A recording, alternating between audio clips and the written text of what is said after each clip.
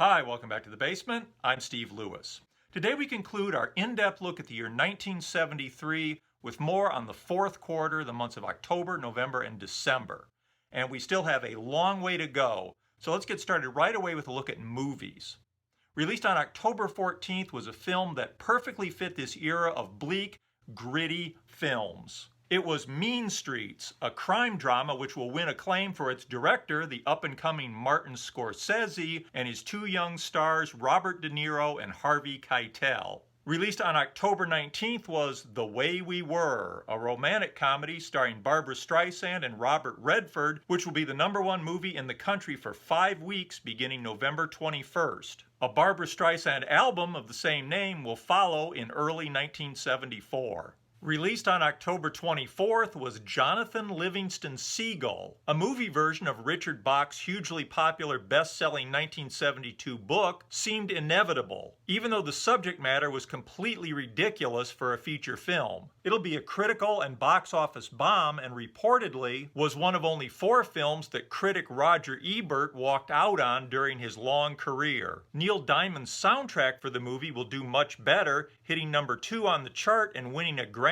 for Best Original Soundtrack of 1973. On November 8th, for families, there was Disney's animated Robin Hood. And going into wide release on November 21st, Westworld, starring Yul Brynner, Richard Benjamin, and James Brolin. Set in the adult amusement park of the future, where guests interact with lifelike robot men and women, and nothing can possibly go wrong. On December 1st was the U.S. opening of an animated French feature, Fantastic Planet. It won't be a major U.S. hit, but it will be remembered for its unique look, which was heavily advertised on television. The ads called it spellbinding science fiction, but it was really more surreal than sci-fi, kind of like Yellow Submarine without the Beatles, and as reimagined by Hieronymus Bosch, Peter Bruegel, and Maurice Sendak. They couldn't actually tell the audience to turn up stoned, but it was implied. On December 5th came Serpico. Al Pacino starred as an honest cop battling police corruption. Like this year's earlier Walking Tall and the Toma TV series, Serpico was based on a real police officer. It'll be a hit, going to #1 at the box office on December 26th. Premiering in Los Angeles on December 12th to qualify for Oscar consideration was The Last Detail, starring Jack Nicholson. It'll receive 3 Oscar nominations with no wins. Nicholson will win Best Actor at the Cannes Film Festival. The film will go into wide release early in 1974. And released on December 17th was Woody Allen's science fiction comedy, Sleeper. Usually, year-end is the time for the release of a lot of blockbusters. 1973 was no exception.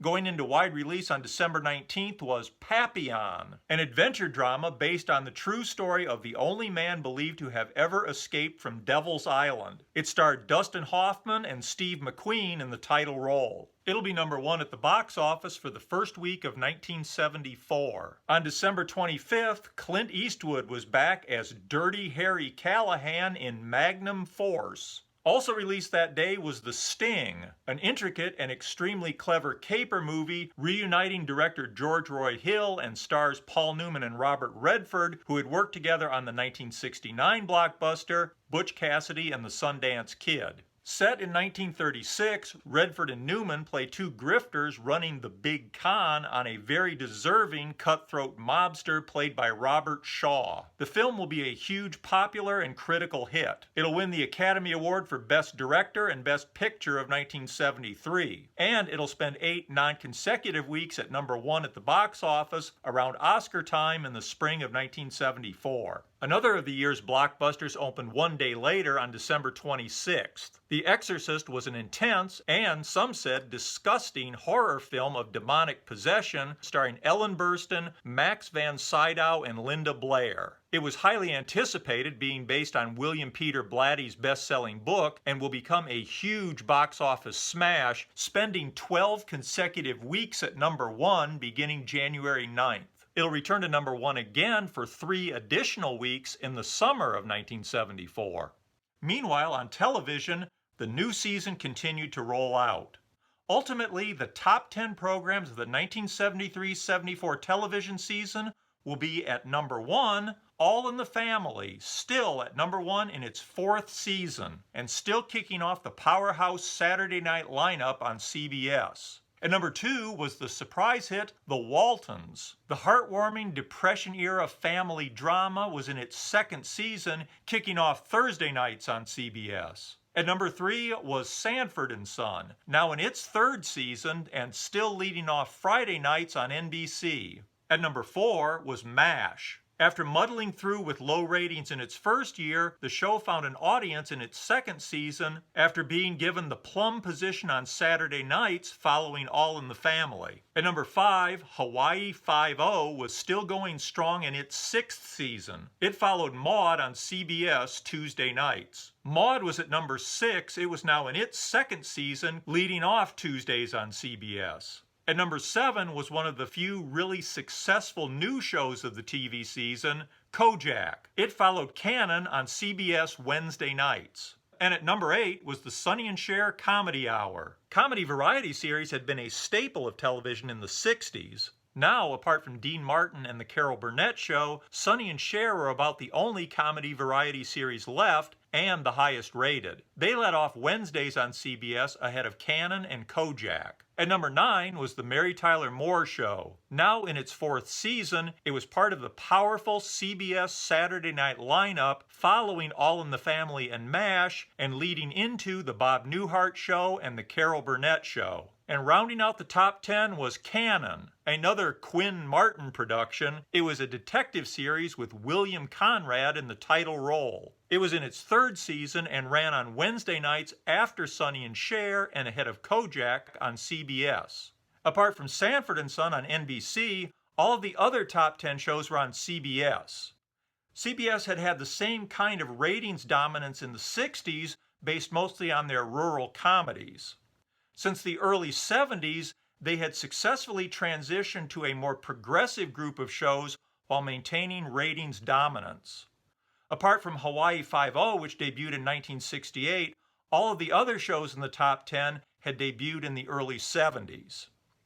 ABC's highest rated show was The $6 Million Man, which finished the season at number 11. And as anybody who was there will probably recall, the 4th quarter was a very busy time in the news. On October 10th, Vice President Spiro Agnew, accused of graft and tax evasion, pleads no contest to tax evasion in a deal to escape prosecution on the graft charges and resigns the vice presidency. On October 17th, Arab oil-producing countries restrict their exports to Israel's allies in the current Arab-Israeli war, which began on October 6th. This includes the United States. Oil prices increased by 200%. There are gasoline shortages, and by 1974, the average price of a gallon of gas will surge from 39 cents to 53 cents. And the battle over the White House tapes and the Watergate investigation continues. On Saturday, October 20th, primetime television viewing is interrupted with the news that President Nixon has ordered the firing of Watergate Special Prosecutor Archibald Cox. Attorney General Elliot Richardson had resigned rather than comply with the order. Nixon has fired Deputy Attorney General William Ruckelshaus when he refused to carry out the order. Under the direction of Nixon, the office of the Special Prosecutor, the Attorney General, and the Deputy Attorney General are sealed by the FBI. It seemed to almost everyone that Nixon was desperately trying to close down the Watergate investigation and was doing it on a Saturday night when he thought it would get the least public attention. In any case, it didn't work. The event soon became known as the Saturday Night Massacre. Impeachment proceedings begin 10 days later on October 30th, and under political pressure, a new special prosecutor, Leon Jaworski, is appointed on November 1st. Nixon finally agrees to comply with the existing subpoena and hand over the tapes to Judge John Serpico. On Monday, October 22nd, with much of the press and the public still in an uproar over the firings, President Nixon nominated longtime Michigan Congressman Gerald Ford to succeed Agnew as vice president. After being easily confirmed by the House and Senate, Ford is sworn in as vice president on December 6th. On November 16th, the third and final crew of Skylab is launched. They'll set a new duration record for Americans in space, just over 84 days, returning on February 8, 1974. On November 23rd, it's revealed that there's an 18.5-minute gap in one of the most sensitive White House tapes, recorded just 3 days after the Watergate break-in. White House Secretary Rosemary Woods claims that she must have accidentally made the erasure while reviewing the tape and taking a phone call in her office. Few people are convinced by the explanation. In October, a chapter of Beach Boy history begins to close when the group fire manager Jack Riley. He's replaced by Mike Love's brother and assistant manager Steve Love. The group resumed touring in the U.S., beginning with a show in Denver on November 14th. On November 19th, the Beach Boys in Concert double live set is released ahead of the holiday shopping season. It'll do pretty well, hitting number 25 on the U.S. chart early in 1974. According to some sources and some comments that I've had on the channel, there were television commercials promoting the Beach Boys in Concert. It wasn't unusual in those days. I certainly clearly remember seeing commercials for Endless Summer about 6 months later, but I don't think I ever saw any commercials for the Beach Boys in Concert. Certainly doesn't mean there weren't any. I haven't been able to find any on YouTube. If anybody remembers those commercials or has any more information about them, please pass it along. I would really appreciate it. The Beach Boys Fall Concert Tour ends on December 19th with a show at Madison Square Garden. Bruce Johnston joins the band for the encore. Unfortunately, after the show, Blondie Chaplin and new manager Steve Love have a fight backstage. Blondie Chaplin quits the Beach Boys after just 22 months, bringing a great era and to some, the last great chapter of Beach Boys history to an end. The final Beach Boy concert of the year, now without Blondie of course, takes place on New Year's Eve in Long Beach. And before we leave 1973, let's look at the last record chart of the year, December 29, 1973. On the album chart, wrapping up its 8 weeks at number 1, was Elton John's Goodbye Yellow Brick Road.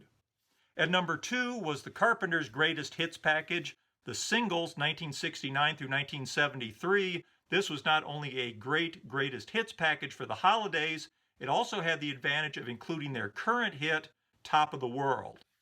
At number 3 was the Steve Miller Band's The Joker. This had hit its number 2 peak 1 week earlier on December 22nd. At number 4 was Neil Diamond's soundtrack to the film Jonathan Livingston Seagull. It had peaked at number 2 the week before Steve Miller, December 15th. At number 5 was Jim Croce's You Don't Mess Around with Jim. This had done moderately well when it was released in 1972. Now, posthumously, it was becoming a smash hit. It'll go to number 1 for 5 weeks in January and February of 1974. At number 6 was Ringo Starr's Ringo album. This had gone to number 2 for the first 2 weeks of December. At number 7 was Quadrophenia by The Who. This had also hit number 2 in the last week of November, right before Ringo. And at number 8 was Jim Croce's Life and Times album. This had gone to number 7 on December 15th.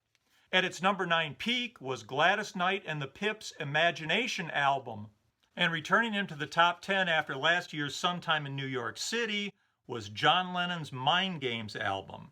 This had peaked at number 9 for the prior 3 weeks. And the top 10 singles on that last chart of the year, sitting at number 1, was Time in a Bottle by Jim Croce in the first of 2 weeks at number 1.